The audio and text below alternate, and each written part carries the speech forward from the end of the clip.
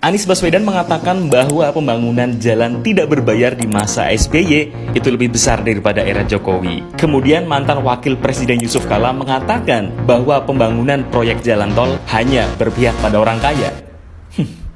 Emang bener gitu?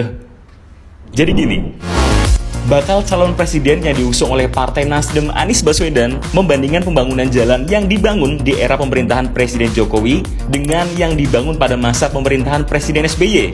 Di bagian awal, Anies mengakui bahwa pembangunan jalan tol di era Joko Widodo lebih banyak dibandingkan dengan yang dibangun pada masa Presiden SBY. Tapi kemudian Anies mengkomparasikan bahwa jalan non-tol atau jalan tidak berbayar yang dibangun pada masa SBY jauh lebih banyak dibandingkan dengan era Presiden Joko Widodo. Padahal faktanya, di era Presiden Joko Widodo ada banyak jalan desa yang dibangun. Tahun 2014 sampai dengan tahun 2019, sudah ada lebih dari 316.000 km jalan desa yang dibangun. Kita tahu bahwa jalan desa dibangun dan dibenahi sejak ada dana desa yang dikucurkan pada masa pemerintahan Presiden Jokowi. Bahkan sekarang bukan hal yang aneh ketika masuk ke jalan kampung atau bahkan gang sempit di depan rumah kita, itu jalannya sudah mulus, kecuali Lampung. Nah, kemewahan inilah yang tidak kita dapat di era pemerintahan sebelumnya. Di momen yang bersamaan, mantan Wakil Presiden Yusuf Kala mengatakan bahwa pembangunan proyek jalan tol